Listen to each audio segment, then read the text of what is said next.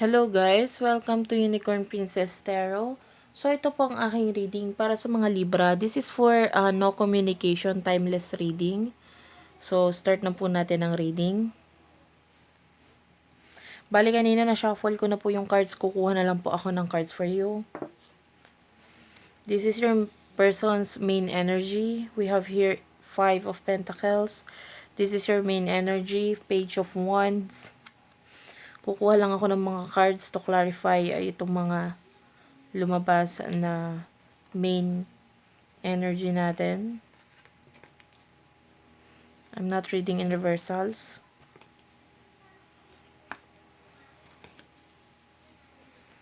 Okay.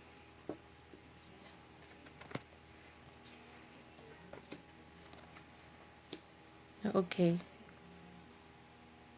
For what I can see here, actually yung person mo sobrang down niya eh. Sobrang, kumbaga, andito siya sa medyo financially, although nagfo-focus siya sa finances niya ngayon, merong mga times na talagang namomoblema talaga siya dito.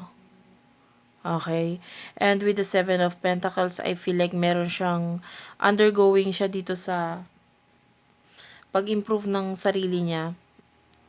Pero financially pa rin. More on focus siya dito sa finances niya. Bakit? Kasi gusto niya na pagbabago with the wheel of the year. For some of you, possible Taurus, Virgo, Capricorn energy. And Gemini, Libra, Aquarius with the 6 of Swords right here. Trying to move on. Nandito pa rin siya sa stage na trying to move on yung person mo. Trying to free him. I mean, his or herself. With the free yourself right here.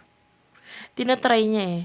Pero sobrang, I feel like there are times na hindi siya makakilos,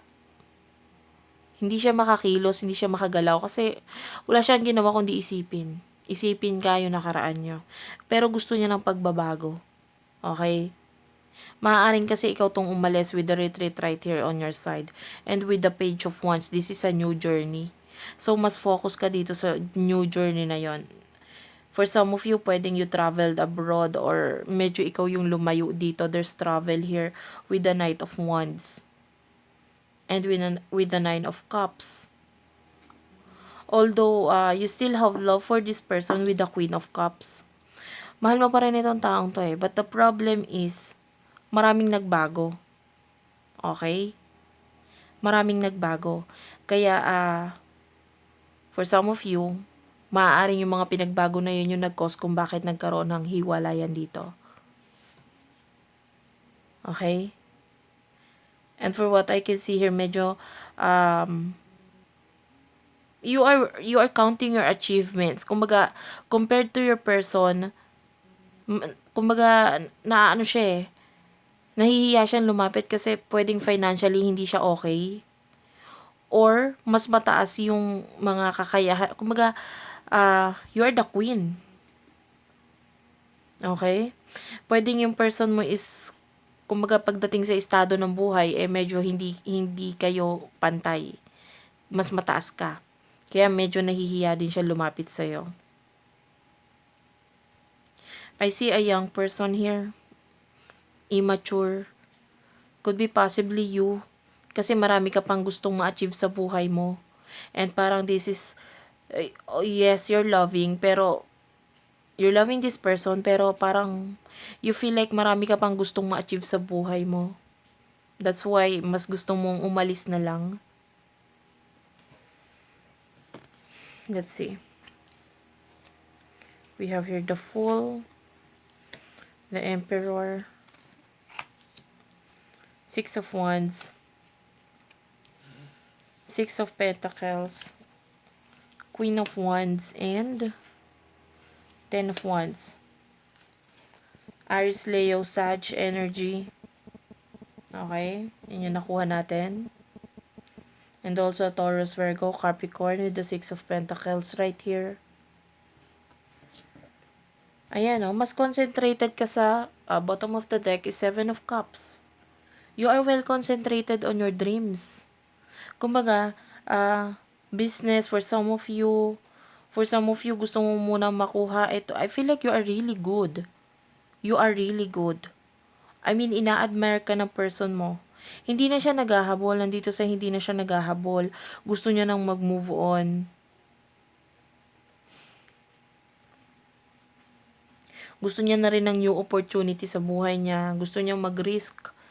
Kumbaga,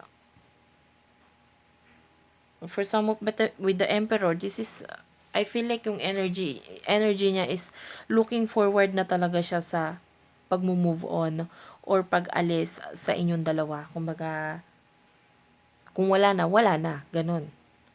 And with the Six of Wands, pwedeng pareho kayo nagta-travel nitong person na ito.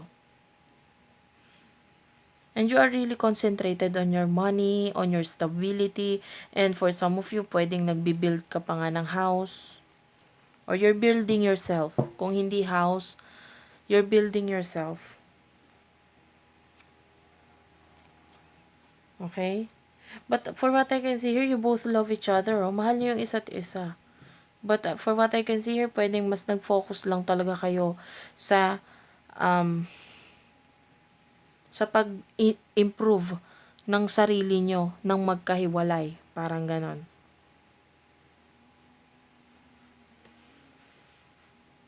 And for what I can see here, I feel like yung person mo, I see children here. So, pwedeng someone is, may sinisustentuhan or nagpapaabot ng finances. Pwedeng yung person mo is someone who is a breadwinner sa family nila. There's this honeymoon. So, you really love each other. Okay. For some of you, pwedeng magkaroon ng connection this holiday season.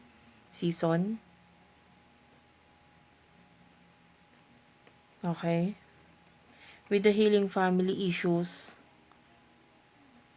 I feel like someone is going to apologize. Kung hindi man apologize, I feel like marirealize din itong person na ito na siya yung kailangan gumawa ng action. Pero kasi there's the wheel of the year. For now, hindi siya na gumagawa ng action, pero pwedeng mabago. Pwedeng this holiday season, gumawa siya ng action to have this communication with you. Might be for some of you, bumati man lang ng Merry Christmas and Happy New Year. Okay, pero yung person mo, for what I can see here, concentrated din siya sa sarili niya, sa pag-move on niya sa'yo. Okay? There are times na pinipilit niyang hindi tignan yung status mo sa social media. Not status, I mean the news feed. Pag makikita ka niya, for some of you kasi pwedeng friends kayo sa Facebook. And pag may makikita siyang, let's say, story or news feed na post mo, I feel like ini-scroll niya agad kasi ayaw niya makita. Kasi nandun pa rin yung pain, nasasaktan pa rin siya sa pagkawala mo. Nandun yung nangihinayang pa rin siya na nawala ka sa kanya.